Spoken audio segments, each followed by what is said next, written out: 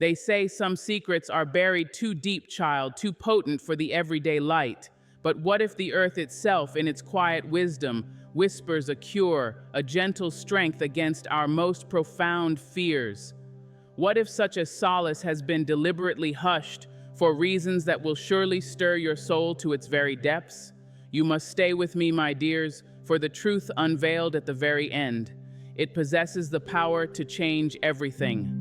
Whispered secrets. It has always been the way of things, hasn't it, that the most profound truths are often not shouted from the mountaintops, but carried on the breath of a sigh, in the knowing glance between those who have seen too much or perhaps seen just enough. There are stories that travel like dandelion seeds, carried on an unseen current, taking root in the fertile soil of receptive hearts. These are not the tales that fill the ledgers of commerce or the annals of official histories, no. These are the whispers of grandmothers to their grandbabies, the passed down knowledge from healer to apprentice, the intuitive knowing that hums beneath the surface of our clamorous world. Think for a moment about the things that truly sustain us: love, courage, hope. Are these not in their essence intangible, yet more real than any gold? So too can it be with the remedies that nature, in her infinite generosity, lays at our feet, often veiled, often requiring a seeker's heart and a patient hand to uncover. The very notion that a simple leaf, a humble root, a common flower, could hold within its cells the answer to one of humanity's most dreaded afflictions. It sounds like a fable, perhaps. And yet haven't fables always been the vessels for the deepest truths, dressed in the garments of story so they might bypass the sentinels of a too cynical mind and speak directly to the soul?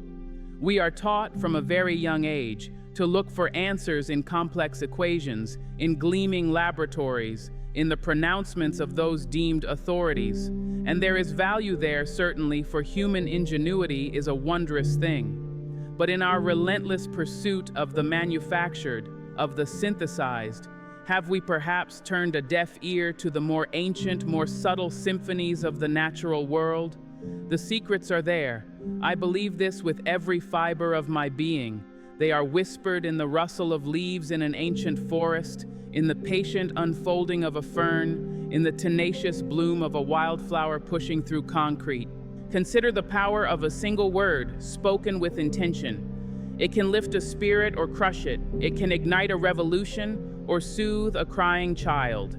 If mere vibrations in the air can hold such sway, imagine then the concentrated essence of life, the sun, the rain, the soil, all distilled into the delicate architecture of a plant. Each one is a tiny miracle, a testament to resilience, to adaptation, to the sheer, unadulterated force of being. And to think that among these quiet miracles there might be one or many that carry a particular song, a specific vibration that resonates with the discordant notes of a body in distress, bringing it back into harmony. Is that so far-fetched? Or is it perhaps that we have been conditioned to believe that healing must be a battle, a harsh intervention, rather than a gentle persuasion, a coaxing back to wholeness? The whispers are there, my dears, for those who cultivate the stillness to hear them. They speak of a power that is gentle yet unyielding, simple yet profound. And sometimes the most revolutionary act is to simply listen. The reasons why such whispers might remain whispers, why they might be actively quieted, are as old as humanity itself. Power, you see, is a peculiar thing. Once attained, the instinct is often to consolidate it, to protect it, sometimes at any cost.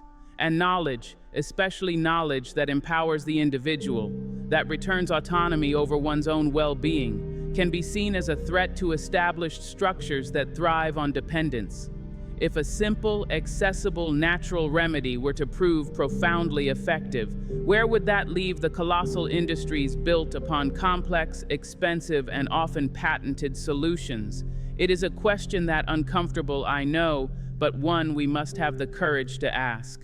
For the truth, like a river, may be dammed for a time, but it will always, always seek the sea. And these whispered secrets, these quiet hopes held in the heart of nature, they are part of that unstoppable current. Earth's embrace, O the earth, the very ground beneath our feet, the source from which all life springs and to which all life returns. She is our first mother, our constant provider, our silent witness. We, in our modern haste, often treat her as a mere resource, a thing to be exploited, to be carved up and consumed. But she is so much more than that.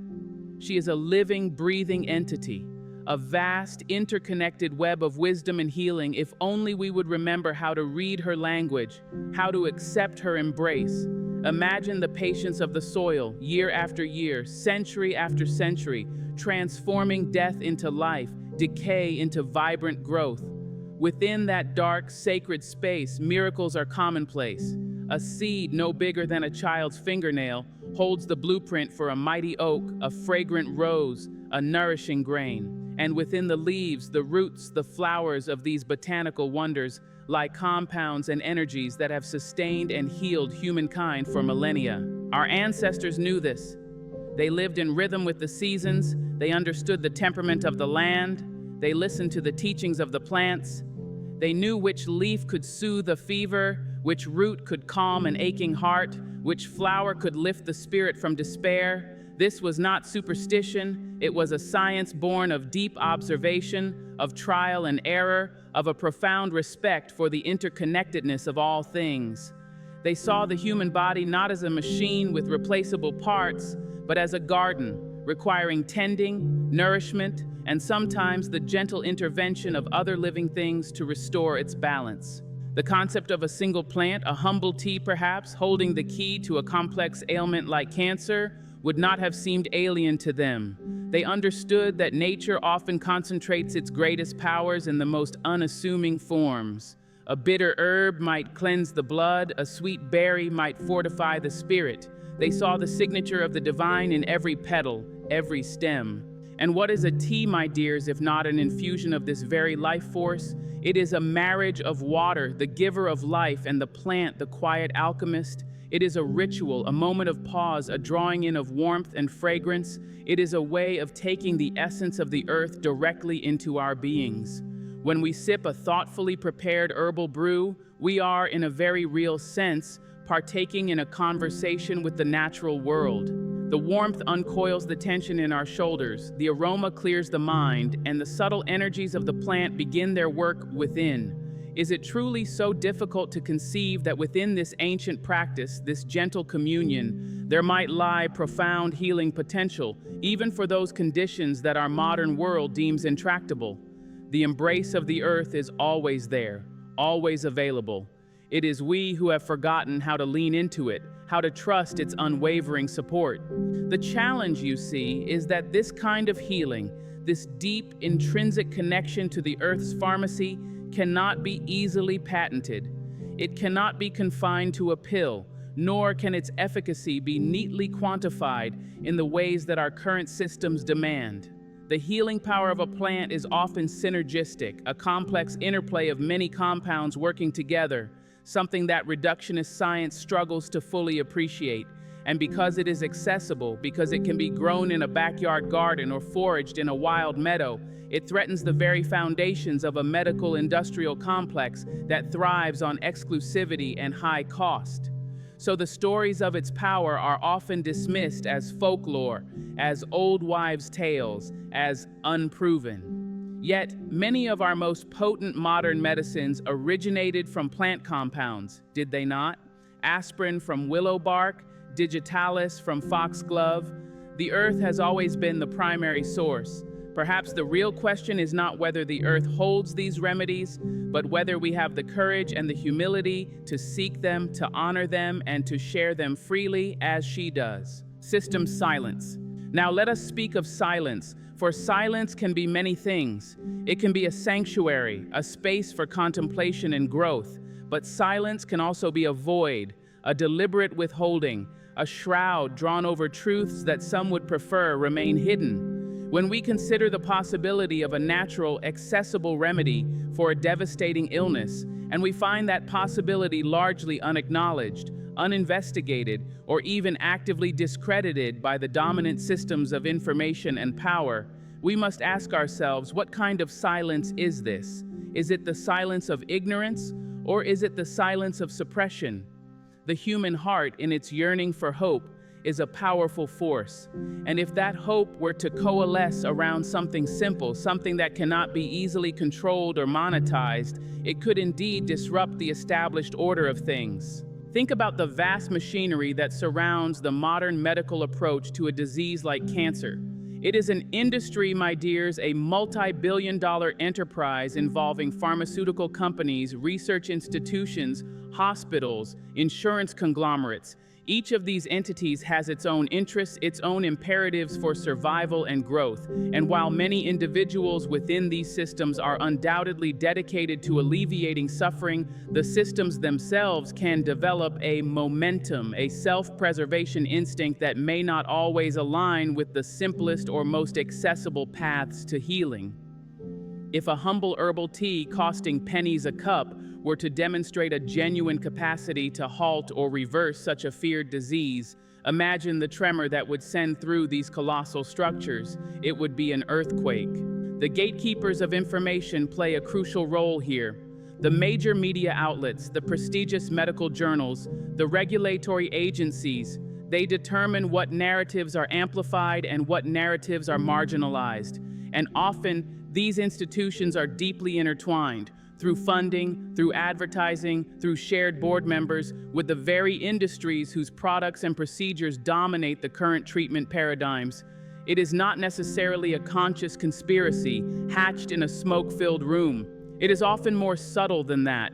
It is the bias of familiarity, the comfort of the known, the financial incentives that shape research priorities, the fear of professional ostracism for those who dare to explore unconventional avenues. A study on a new patentable chemotherapy drug will likely attract millions in funding, while research into the traditional uses of a common herb may struggle to secure even a modest grant. The silence then is not always a deafening roar of denial, but a quiet, persistent turning away, a collective agreement to look only in certain approved directions. And so, the stories of people who have found healing through natural means, the anecdotal evidence that accumulates in whispers and online forums, these are often dismissed as unscientific, as mere wishful thinking. The burden of proof is set impossibly high for natural remedies, while the side effects and limited efficacy of some conventional treatments are often accepted as an unfortunate but necessary trade-off. Why is it that the wisdom of generations, the empirical knowledge gathered over centuries of human experience with medicinal plants, is so readily discounted? Could it be that this wisdom empowers the individual, placing the potential for healing back into their own hands and into the hands of nature, thereby lessening the reliance on costly, institutionally controlled interventions? The silence around such possibilities is a heavy one, and it is a silence that benefits those who profit from the status quo. But silence, no matter how profound, cannot extinguish the spark of truth, nor the human spirit's relentless quest for it. Courage blooms. In the face of such systemic silence, in the shadow of such towering structures of established belief and commerce, it takes a particular kind of courage to seek alternative paths, to listen to the whispers of forgotten wisdom. This is not the courage of the battlefield necessarily, though it is a battle of sorts, a battle for autonomy, for truth, for the right to choose one's own journey towards wellness. It is the courage to question, to dig deeper, to trust one's own intuition even when it runs contrary to the prevailing narrative. It is the courage to stand in your own small garden, perhaps, tending a plant that the world has dismissed, believing in its power nonetheless. This courage blooms in the most unexpected places, in the hearts of ordinary people who find themselves in extraordinary circumstances. When a diagnosis falls like a hammer blow, the world can shrink to the size of a doctor's office. The future can seem a narrow, frightening corridor. The prescribed path is often laid out with urgency and authority, leaving little room for doubt or exploration. To pause in that moment, to breathe, to ask, is there another way? Is there something more? That requires an immense inner strength. It means facing the possibility of being misunderstood, of being labeled difficult or naive. It means embarking on a journey of research and discovery that can be lonely and arduous, sifting through mountains of information, trying to discern truth from misinformation, hope from hype. It is the courage to become one's own advocate, one's own detective in the most personal and critical investigation of one's life. And this courage is often fueled by a deep, abiding love. Love for life itself, love for family, love for the future that hangs in the balance. It is the mother who spends countless nights researching ancient herbal traditions for her ailing child, the son who scours the earth for a forgotten remedy for his aging parent, the individual who, told that there is nothing more to be done, refuses to surrender their spirit. They are not seeking to defy science, but to expand its horizons, to reintegrate the wisdom that was lost or discarded along the path of so-called progress. They understand, perhaps intuitively, that true healing encompasses more than just the physical body. It involves the mind, the spirit, the environment, the very essence of one's being. And so, they seek remedies that nourish all these aspects, remedies that resonate with life, rather than merely waging war on disease. This courage also manifests in the willingness to share. When someone finds a path that brings them solace or healing, or even just a glimmer of hope, the human instinct is to share that light with others. This is how the whispers become a chorus, how individual acts of courage weave together to form a tapestry of collective wisdom. It happens in quiet conversations, in online communities, in the sharing of articles and experiences. It is a grassroots movement, powered by compassion and a fierce determination to reclaim agency over one's own health and destiny. Each story shared is a seed planted, a testament to the resilience of the human spirit and the enduring power of hope. And as these seeds take root and grow, they begin to form a garden so vast and vibrant that it can no longer be ignored. Courage, like a flower, may start as a tender shoot, but with nurturing and light, it can indeed break through the hardest ground. Spirit's call. There comes a moment in every life, I believe, when the spirit within us makes a call. It might be a gentle nudge, a persistent yearning, or sometimes a desperate cry in the dark. It is the voice of our deepest self, our soul, if you will, urging us towards something more, something true, something that aligns with our authentic being. When faced with a profound challenge like a life-altering illness, this call can become particularly insistent. It asks us to look beyond the surface, beyond the purely material explanations and solutions, and to connect with a deeper source of strength and wisdom. For some, this is a call to faith, to a higher power. For others, it is a call to reconnect with nature, with the earth, with the fundamental rhythms of life. And for many, it is a call to listen to the innate intelligence of their own bodies, an intelligence that is far wiser than we often give it credit for. The body, you see, is not just a collection of cells and organs. It is a vessel of consciousness, a repository of ancestral memory, a vibrant energy field constantly interacting with the world around it. It is always speaking to us through sensations, through emotions, through intuition. But in our busy, noisy lives, we often fail to listen. We numb its messages with distractions. We override its signals with the demands of our intellect. Yet when the spirit calls, it often directs our attention back to the body, not as a source of illness, but as a potential guide to healing. It asks us to become intimate with our own physical experience, to notice what brings us vitality and what depletes us, what resonates with a feeling of rightness and what feels discordant. This inner listening is a crucial step in any true healing journey. And this is where the idea of a simple, natural remedy like an herbal tea can take on a significance that goes beyond its mere biochemical properties. The act of preparing such a tea, of selecting the herbs, of steeping them with intention, of sipping the warm brew in a moment of quiet contemplation. This can be a profoundly spiritual practice. It is a ritual that honors the body, that acknowledges our connection to the earth, and that creates a space for the spirit's voice to be heard. In these moments of stillness, insights can arise, fears can soften, and a sense of peace can descend, even amidst uncertainty. The tea itself becomes a conduit, a focal point for the intention to heal, for the willingness to receive the gifts that nature offers. It is a tangible expression of hope, a small act of self-love that can have rippling effects on our entire being. The Spirit's call is ultimately a call to wholeness. It reminds us that we are not defined by our illness, that our worth is not diminished by our suffering.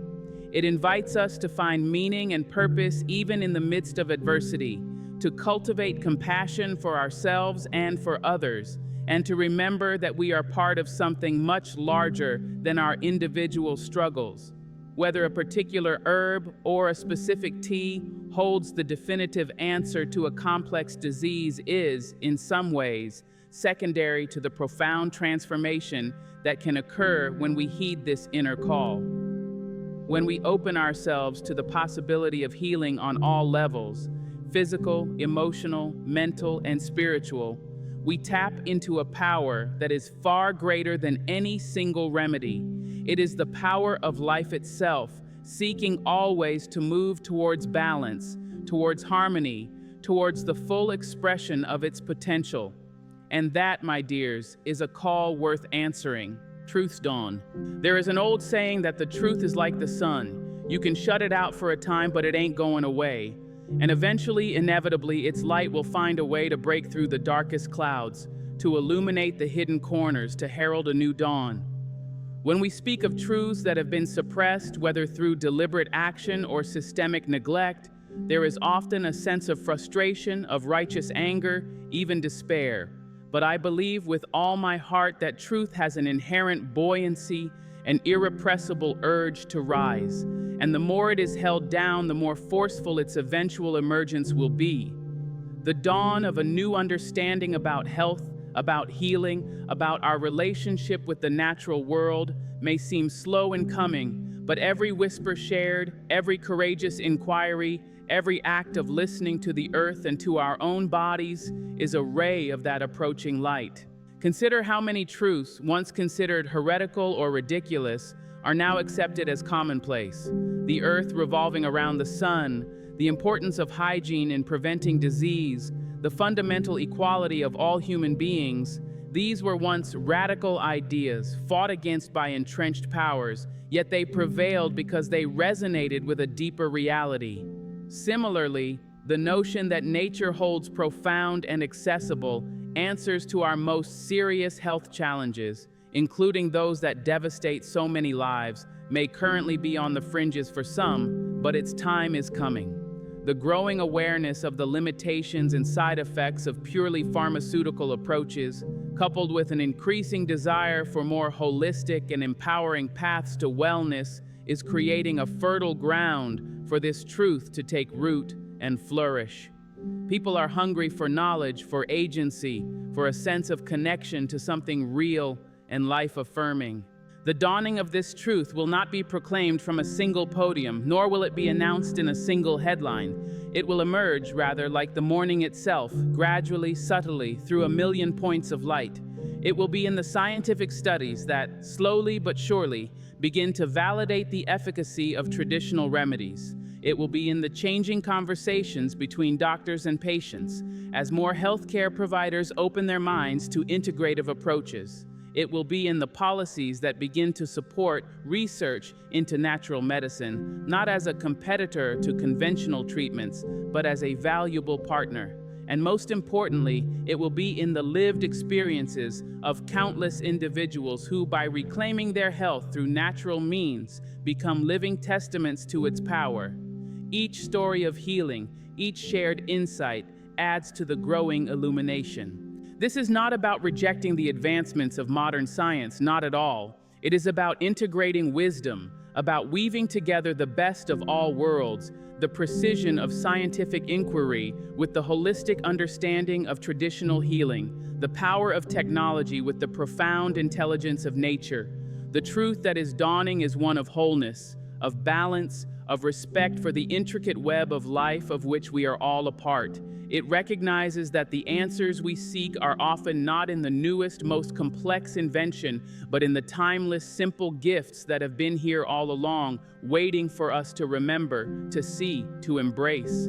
And as this light grows stronger, it will inevitably begin to dispel the shadows of fear, of misinformation, of vested interests that have kept such knowledge obscured. The dawn is inevitable, my dears, because the human spirit in its essence seeks light. Healing path. The path to healing, my dears, is as unique and individual as each precious soul embarking upon it. There is no single map, no one-size-fits-all prescription, for the journey back to wholeness is a deeply personal pilgrimage. What we are discussing here, the potential of a humble herbal tea, the wisdom of nature, the suppression of certain truths, these are not meant to be presented as a panacea, a magic bullet that will instantly solve all ailments. Rather, they are meant to open doors in the mind, to invite a broadening of perspective, to encourage the asking of new questions, and perhaps to illuminate a pathway that may have been overlooked or dismissed. The true healing path is one that empowers you, that resonates with your deepest intuition, and that honors the intricate tapestry of your being, body, mind, and spirit. For some, this path may indeed involve the gentle yet profound support of herbal remedies, carefully chosen, mindfully prepared, and integrated into a life that also embraces nourishing food, restorative movement, and emotional well-being. The act of engaging with plants in this way can be a powerful affirmation of life, a tangible connection to the earth's healing energies. It can be a quiet rebellion against a system that often makes healing feel complicated, inaccessible, and disempowering. But this is just one thread in the larger weave. The healing path also requires courage, as we have spoken of. The courage to listen to your own inner guidance, even if it leads you away from conventional advice.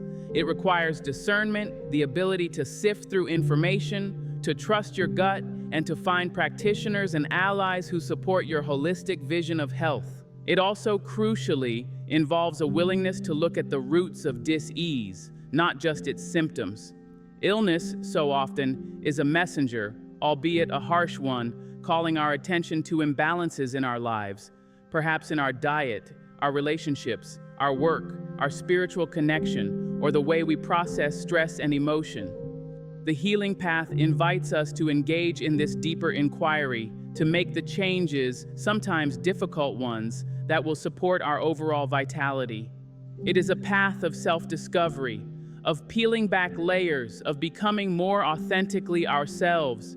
And this is where the true power lies, not in passively receiving a treatment, but in actively participating in the creation of our own well-being. Nature, in her infinite wisdom, provides us with tools, with allies like the herbs we speak of, but the journey itself is ours to walk. Remember, the goal is not merely the absence of symptoms, but the presence of a vibrant, joyful, resilient life. It is about cultivating an inner landscape where health can naturally flourish. And if a simple tea, imbued with the life force of the earth and the intention of your own heart, can be a part of that journey, can offer comfort, support, and a reminder of your own innate capacity to heal, then it is a sacred medicine indeed. Trust the whispers of your own spirit, seek out the knowledge that empowers you, and walk your healing path with grace, with courage, and with an unwavering belief in the profound, interconnected beauty of life. The most powerful insights are often those that lead us back to the simple, essential truths that reside within us and all around us, waiting to be rediscovered. The whispers of the earth have always been there, a constant, gentle hum beneath the noise of our lives. It speaks of resilience, of renewal, of a profound and simple wisdom held in leaf and root, in sun and soil. To believe that healing can be found in a humble tea is to believe in the generosity of nature and in our own capacity to listen, to learn, and to reclaim the ancient sacred partnership between humankind and the world that sustains us. May we all find the courage to seek these truths, to share them, and to walk forward into a future where the body's wisdom and the earth's embrace are honored as the powerful allies they truly are. This information truly resonates with a deep part of me. It makes you wonder how much ancestral wisdom we've dismissed in our rush for progress. Time to start listening more closely to nature and our own bodies. Thank you for this profound perspective. 90.4